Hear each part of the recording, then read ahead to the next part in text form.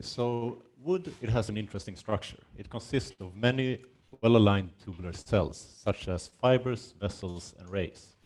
And the cell walls of these wood cells are made up of cellulose nanofibrils that are held together by a matrix of hemicelluloses and lignin. And these compounds offer a rich and interesting chemistry. For example, in hemicelluloses, we can find carboxylic acids and ether linkages. And wood is used as the reinforcement to prepare transparent wood biocomposites. And how these materials are made is that you first remove chromophores from wood, which then removes any light absorption from the material. Then you infiltrate the polymer matrix that has a matching refractive index as the wood substrate. This is to lower optical scattering and allow for high transmittance of light. And what's interesting about these materials are that they have the unusual combination of properties, that is load-bearing properties and high transmittance of light. So in this presentation, I will continue first a little bit more with introduction before moving into my thesis work. This includes controlled optical scattering in transparent wood, and dye-doped transparent wood amplification and dispersion, structural color from plasmonic nanoparticles, and finally incorporation of functional nanoparticles without loss of optical performance. So transparent wood materials can be further functionalized for specific applications by additives.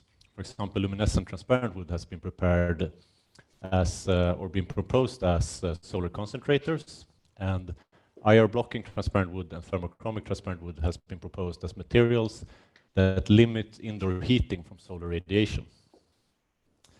But all these materials have been prepared by dispersing the functional additives in the polymer phase, and this can limit their functionality by creating aggregates of the additives. So we thought that perhaps we can regulate the dispersion and distribution of the additives by dispersing them in the wood substrate instead. So from this idea, we developed the thesis objectives, which is to explore delignified and bleached wood as substrates where the distribution of functional additives can be controlled, and to investigate effects from preparation conditions on composition and structure, and relationships between structure and physical properties. So the two wood substrates I just mentioned are commonly prepared during the chromophore removal when preparing transparent wood materials. The first method is acidic chlorate delignification. And this method removes most of the lignin in wood. And the reason we want to do this is because lignin contains most of the chromophores in wood. Delignification also introduces porosity in the cell wall and degrades the cell wall corners. So you open up spaces between the different wood cells. The other method, alkaline peroxide bleaching, instead of removing the lignin, you degrade chromophoric structures inside the lignin. And with this method, you also preserve the cell wall corners. So these two wood substrates, they differ both in composition and in microstructure. So for transparent wood materials, they're often transparent in contact with an image, but upon separation, the image below becomes obscured, even though you have high transmittance of light. And the reason for this is optical scattering. And the primary reason for optical scattering in these materials are interfacial gaps between the polymer matrix and the wood substrate. And one way to improve or lower optical scattering is by improving interfacial adhesion. And this has been achieved by doing additional reactions on the wood substrate, such as acetylating or succinylating your wood substrate. But we found that by introducing a thiol-ene polymer as the polymer matrix in transparent wood, we could control optical scattering without any additional reaction steps. So using the thiol-ene polymer, we prepared mid-haze and low-haze transparent wood. These materials are characterized by haze because haze is the percentage of total transmitted light that is forward scattered. So it's a measurement of scattering in our samples.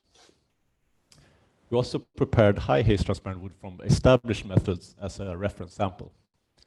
What we could see was that when we use the thiol-ene polymer together with delignified wood, we have similar optical performance as the reference samples in terms of transmittance and haze. But when we switch to the peroxide bleached wood substrate, we see that transmittance increase and haze significantly drops. The reason for this is improved interfacial adhesion, but the question is, why is the interfacial adhesion improved? We think it's due to two different points.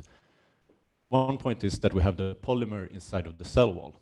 And this we can see from EDS mapping of sulfur and nitrogen. And these two elements, they are related to the specific monomers we use in the thiol-ene polymer. So the thiol-ene polymer consists of an alkene and a thiol that react together to form a polymer network. The other point we found was also that for the peroxide bleached wood substrate, the polymer actually attaches to the wood substrate. And this we could find by treating the wood substrate with was just one of the monomers. In this case, we don't form a polymer, so if no attachment occurs of the monomer to the wood cell wall, the monomer is easily washed out. And in one case, we found that the monomer wasn't easily washed out. And this we could see from Raman scattering. So in the green line here, we can see that the alkene monomer is retained when we react it together with our radical initiator we use for polymerization, together with the peroxide bleached wood substrate. We can also see from the Raman scattering that the carbon-carbon double bond functionality is retained. And this is important because this is the functionality that reacts with the thiol to form a network. So this means that our thiol-ene polymer actually attaches via the alkene to the peroxide bleached wood. So we think the improved interfacial adhesion is a combination of these two points, that we have polymer in the cell wall and that polymer can attach to the cell wall. So by controlling the composition of our wood substrate, we can control optical scattering in our transparent wood materials.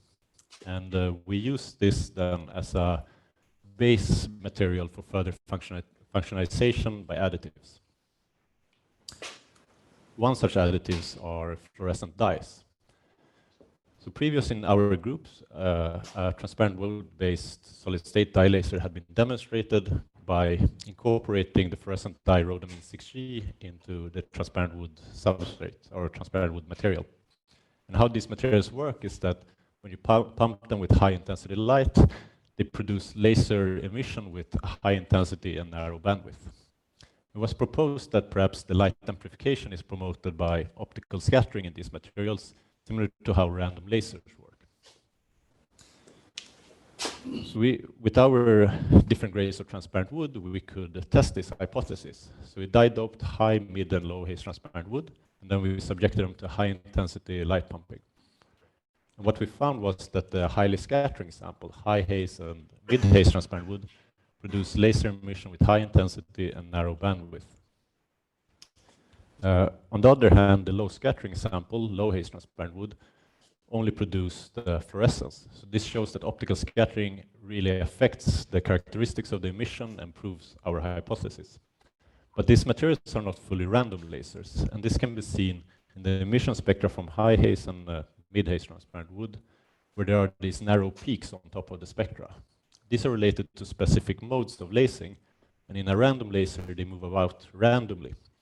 But in our material, these peaks are stable between pulses and at different pumping intensities. We think this is related to the ordered wood structure that generates these modes. So therefore, we term these materials quasi-random lasers. We also tested to add different contents of dye to our high haze transparent wood. And we found that with increasing dye concentration, the laser performance improved, and here it's presented in terms of output energy. And it may seem logical that you add more dyes, you get more emission, but it was a bit surprising because these fluorescent dyes, they tend to aggregate at quite low concentrations in solid materials, and that usually quenches their emission. In fact, for rhodamine 6G systems, we usually stay below 5 millimolars to avoid any aggregation. In our materials, we found from fluorescence micrographs that the dye is preferentially adsorbed to the wood structure with only negligible amounts in the polymer phase. And from this, we could estimate the dye concentration inside of the wood structure. We found that it ranged from 5.4 all the way up to 36.8 millimolars. So these are really high concentrations for this dye. But surprisingly, we found that there was no aggregation of this dye in any of our samples. So aggregation of rhodamine 6G systems are characterized by a growing peak in the absorption spectra at 500 nanometers. And this peak is missing in all of our samples. So this indicates that delignified wood is excellent at both absorbing and dispersing this dye. And this is further exhibited when we compare it with other materials to which rhodamine 6G has been adsorbed. Here we compare it in terms of quantum yield, which is a measurement of a material system's ability to convert absorbed photons into emitted photons. What we see from this graph is that at similar dye content, our material outperforms cellulose, silica, and silk in terms of quantum yield. But the question is, why is the dye so well dispersed by the delignified wood substrate? We think it's related to the cellulosic structures, because molecular dynamic simulations have shown that flat aromatic structures with polar groups are readily absorbed by cellulose, and rhodamine 6G fits that type of structure. And in delignified wood, we make these cellulose surfaces accessible by introducing porosity in the cell wall. We tried to prepare these dye-doped transparent wood materials using untreated wood, but those materials performed much worse. We think it might be related to accessibility of the cellulose. But then the question is, why does this material outperform pure cellulose? We think it's related to the wood structure. So when we use pure cellulose, you add the dye and then dry the material, which makes the material collapse, and then put the dye molecules in contact with each other. While inside the wood cell wall, the cellulose fibers are kept separate, which separates the dye molecules from each other. So both the composition and the structure would play an active role in dispersing this dye in these systems. We then also investigated functionalization of transparent wood using functional particles. And one way to disperse particles in a material is by synthesizing them in situ. For example, functionalized paper and wooden materials have been prepared in this manner. But these materials are generally prepared by adding first precursors for your functional particles and additional reagents, and then you synthesize these particles in presence of, for example, wood. But we thought perhaps we can utilize wood compounds as reagents so the wood substrate is the active participant in the synthesis. From this idea, we aimed for structural color in transparent wood from plasmonic nanoparticles. One reason for this is because plasmonic coloring doesn't bleach over time, so we could then add coloring to our sample with low aging. But also, the colors of plasmonic nanoparticles are highly sensitive to particle size dispersion and agglomeration. So this means that we also need controlled synthesis of these particles. So to synthesize them, we used delignified wood substrates that were infiltrated with aqueous solutions of silver or gold salts, and then these salts were reduced into metal nanoparticles at 120 degrees for 5 to 10 minutes. And we worked with gold and silver nanoparticles because they're well-established plasmonic nanoparticles. After adding the thiol-ene polymer to the system, we produced structure-colored transparent wood. And here we can see what the finished materials looks like. And from the transmittance curve, we can see that these bright colors stem from the absorption of the specific nanoparticles. We then also investigated or characterized these particles and their distribution by scanning transmission electron microscopy. And what we found was that in both the cases, which is gold and silver, we produced nanospheres that ranged 3 to 12 nanometers in diameter. And we also didn't see any visible agglomeration of any particles. Then we saw that the particles were preferentially distributed in the middle lamella and the cell wall corners. So these are spaces between the wood cells. And we think it's related to delignification, which open up these spaces and make them accessible for the metal salts. The question is, how are these metal salts then reduced into metal nanoparticles? With Raman spectra of our wood substrate before and after synthesizing particles, we could see that ether and glycosidic linkages are oxidized into carboxylates, while the metal salts are reduced to plasmonic nanoparticles. We can also see from the width of the carboxylate peak at 1600 that these functional groups form a lot of coordinating complexes to the particles, which then stabilize them and prevent particle agglomeration. So in this project, we have shown that we can utilize wood compounds for both controlled synthesis of nanoparticles and for stabilization of these particles, so that we can add structural color to our transparent wood materials. But what if your particles can't be synthesized in situ? Then you want to infiltrate pre-synthesized particles instead. For example, magnetic transparent wood has been prepared by this method. But this material suffers in terms of optical performance. First of all, the material becomes colored due to the color of the particles, but also this scattering is increased in these samples due to particle agglomerates. So we thought that maybe we can utilize negative charge in the wood so that we can improve infiltration and dispersion of positively charged particles so that optical performance is unaffected. So to charge our wood substrates, we deprotonated carboxylic acids by treating them in alkaline conditions. And for this reason, we used bleached wood or peroxide bleached wood because they're prepared in alkaline conditions and that makes them alkali stable, while the delignified wood easily breaks apart in alkaline conditions. And then we thought that to really prove this concept of not affecting our optical performance, we should add a non-optical function with particles. So for this reason, we used silica nanoparticles. They have no color, but they have shown flame-retardant properties in other materials. So the specific particles we used were cationic silica nanoparticles that were 13 nanometers in diameter, and they had a positive zeta potential. And by simply submerging our wood substrate into an alkaline suspension of cationic silica, we could absorb a lot of silica nanoparticles, and after washing, we found that we had 18 weight% of silica in the wood substrate. And this amassed to about 4.8 weight% of silica in the finished transparent wood composite. We then compared the silica-containing transparent wood with our reference samples, and we can see there is some impact on optical performance in terms of transmittance and haze, but it's quite low. Meanwhile, the impact on flame-retardant properties is quite remarkable.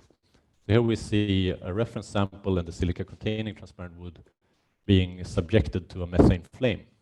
And the reference sample quickly ignites and burns up, while the silica-containing transparent wood self-extinguishes. So this shows that we can add remarkable flame-retardant properties while also retaining a lot of our optical performance. We then investigated distribution of these particles, and we found that from EDS mapping that these particles were distributed throughout our wood substrate, and they were found both inside the cell wall and on the cell wall. And they were preferentially distributed on the cell wall inside of the cells, which is in contrast to the structural color transparent wood that had the particles between the cells instead. This we think is due to the preserved cell wall corners when we use peroxide bleaching. So this preserved cell wall corners then limits the infiltration of the silica particles. We also investigated the impact of charge by trying to infiltrate negatively charged or anionic silica instead. And in this case, we found that we could only add about 2 weight% of silica to our wood substrate, which is in stark contrast to the 18 weight% of cationic silica. We also saw from SEM images that these particles were well dispersed and didn't form any larger particle agglomerates that can scatter light. And this is why we retain our optical performance. So by utilizing charge, we could add an additional function to our materials while preserving our optical performance. So to conclude, I would like to say in this thesis we have shown that we can actually utilize the lignified and peroxide bleached wood to gain nanostructural control of our additives such as dyes and particles, which is critical for control of optical performance such as transmittance, haze, color, and laser emission. We also saw that by controlling the composition of our wood substrate, we could control optical scattering, and we can also use the scattering to promote light amplification in dyed-out transparent wood. We also found that the dye rhodomine 6G is favorably dispersed by the lignified wood. And then we found that by utilizing wood compounds, We can do controlled synthesis of particles to make structural color transparent wood. And finally, we also showed that we can add functionalities through additives while also retaining our optical performance. And finally, I would like to acknowledge some people that made this thesis possible. Of course, I want to thank my supervisors, Professor Lars Berglund and Professor Sergei Popov, and all of my co-authors, and of course, all my colleagues at the Division of Biocomposites, at the Division of Photonics, at Wallenberg Wood Science Center, and at Fiber and Polymer Technology. And finally, I would like to thank the European Research Council for funding my thesis work through the Horizon 2020 program. And thank you for listening to this presentation.